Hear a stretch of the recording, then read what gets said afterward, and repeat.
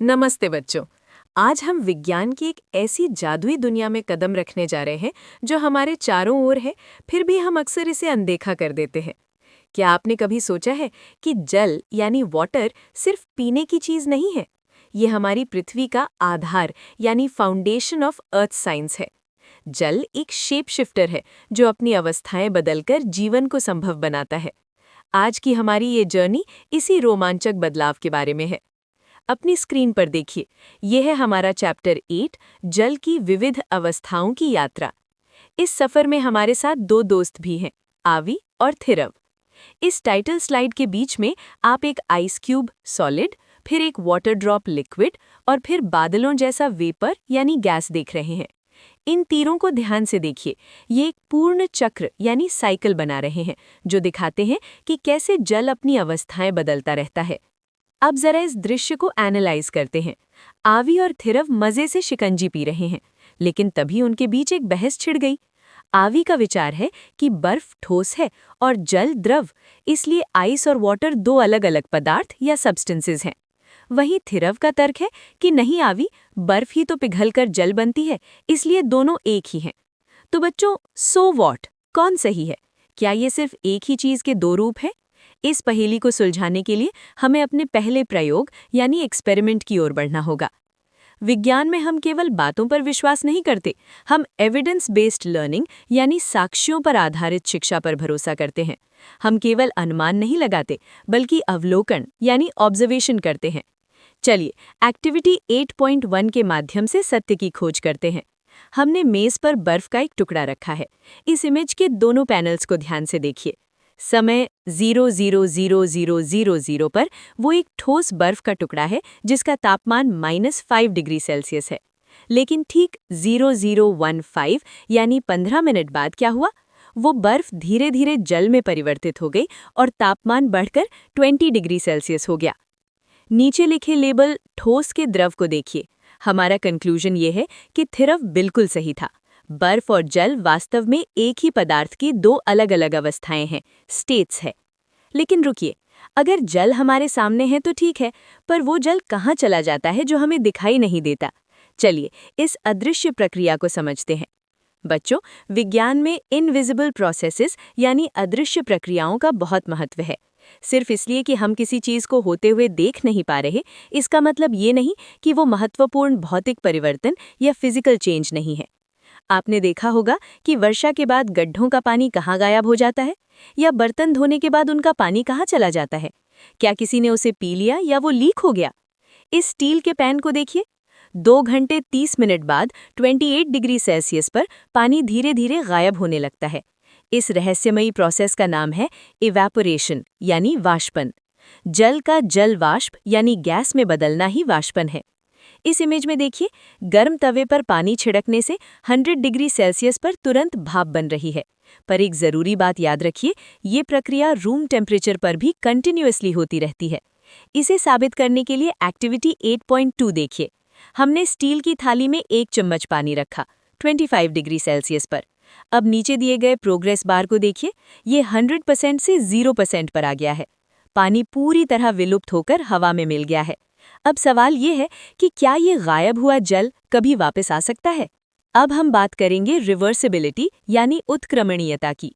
अगर जल गैस बन सकता है, तो क्या वो गैस वापस जल बन सकती है? यही वो रहस्य है जिससे बारिश होती है और घास पर ओस की बूंदें जमती हैं। एक प्रयोग करते हैं। एक ग्लास लीजिए जिसमें ठंडा पानी और बर्फ भरी हो। तापमान 2 डिग्री सेल्सियस, आर्द्रता 80%। कुछ मिनट बाद जब आप ग्लास की बाहरी सतह को छुएंगे तो वो गीली मिलेगी। So what? सोचिए, ये बूंदें कहाँ से आईं? क्या ग्लास लीक हो रहा है? इसे कहते हैं संघनन यानी कॉन्डेंसेशन। ये वाष्पन की बिल्कुल उलट प्रक्रिया है। डायग्राम में देखिए, हवा में मौजूद जल वाष्प के कण जब एक ठंडी सतह से टकराते हैं तो वो ठंडे होकर वापस जल की बूंदों में बदल जाते हैं। इसका साइंटिफिक प्रूफ देने के लिए हमने डिजिटल स्केल का उपयोग किया।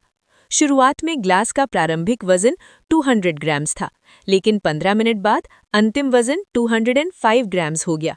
ये बढ़ा हुआ 5 ग्राम वजन हवा से जमा हुए जल के कारण है। वैज्ञानिक कठोरता के लिए चलिए वेरिफिकेशन यानी सत्यापन करते हैं। हमने ग्लास के अंदर के जल स्तर को मार्कर या टेप से मार्क कर दिया। 45 मिनट बाद भी अंदर का जल स्तर स्थिर रहा। ये इस बात का पक्का सबूत है कि बाहर की बूंदें संघनन के कारण है, ना कि लीकेज के कारण। बच्चों, विज्ञान में टेम्परेचर ही वो सबसे महत्वपूर्ण कारक है जो ये तय करता है कि पदार्थ किस भौतिक अवस्था में रहेगा। आइए एक्टिविटी 8.5 के माध्यम से तुलना करते हैं। Solid ice. इसका आकार निश्चित यानी फिक्स्ड शेप होता है और ये बहता नहीं है। तापमान -2 डिग्री सेल्सियस। Liquid water. ये पात्र का आकार ले लेता है लेकिन इसका आयतन निश्चित रहता है यानी फिक्स्ड वॉल्यूम। तापमान 25 डिग्री सेल्सियस। Gas vapour. इसका कोई निश्चित आकार नहीं होता और ये सभी दिशाओं में फैल जाती है। तापमान 100 डिग्रीज प्लस।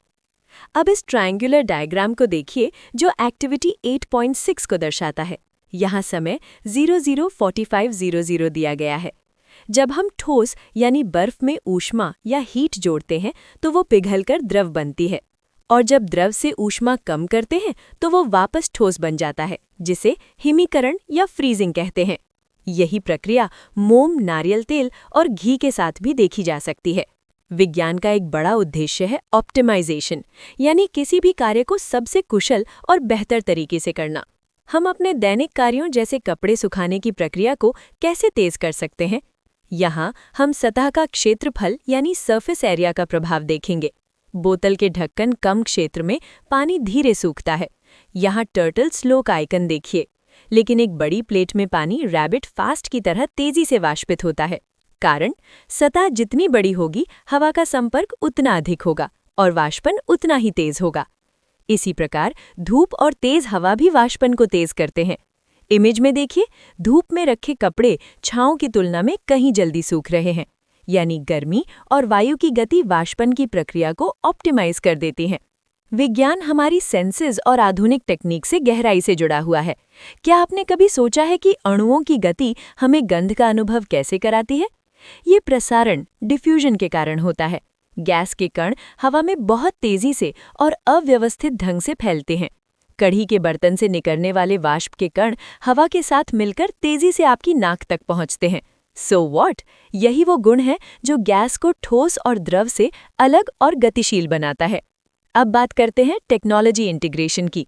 वैज्ञानिकों ने इसी संघनन के सिद्धांत पर एटमॉस्फेरिक वाटर जेनरेटर या वायुमंडलीय जल जनित्र बनाया है। ये मशीन हवा से पीने योग्य शुद्ध पानी बनाती है। ये ठीक उसी तरह काम करती है जैसे हमारे प्रयोग में ठंडे ग्लास के बाहर पानी जमा हुआ था। है ना विज्ञान का कमाल का उपयोग? तो बच्चों, आज हमने जल की इस अद्भुत यात्रा में क्या क्या सीखा? इस माइंड मैप की मुख्य बातें याद रखिए। जल की 3 अवस्थाएं हैं: ठोस, द्रव और गैस। वाष्पन या इवेपोरेशन, द्रव का गैस में बदलना, गर्मी और हवा से तेज होता है। संघनन या कंडेंसेशन, गैस का वापस द्रव में बदलना, ठंडक के कारण। बर्फ और जल वास्तव में एक ही पदार्थ के भिन्न रूप हैं। प्रश्न, जल को जल वाष्प में बदलने की प्रक्रिया क्या कहलाती है? सही उत्तर है बी, वाष्पन, क्योंकि द्रव अवस्था से गैसीय अवस्था में परिवर्तन वाष्पन ही है। प्रश्न, ठंडे ग्लास के बाहर पानी की बूंदें किस कारण आती है? सही उत्तर है सी, संघनन, क्योंकि हवा की जल वाष्प ठंडी सतह से टकराकर अपनी अवस्था बदल लेती है। प्रश्न, गीले कपड़े किस स्थिति में सबसे जल्दी सूखेंगे? सही उत्तर है ए, धूप और तेज हवा में, क्योंकि ऊष्मा और वायु की गति वाष्पन की दर को बढ़ा देती है। आशा है बच्चों कि आपको विज्ञान का ये पाठ रोचक लगा होगा। अपने आसपास की दुनिया को वैज्ञानिक नजरिए से देखते रहिए। अगर आपको ये लेक्चर पसंद आया हो तो वीडियो को लाइक करें, शेयर करें और चैनल को सब्सक्राइब करना ना भूलें। धन्यवाद।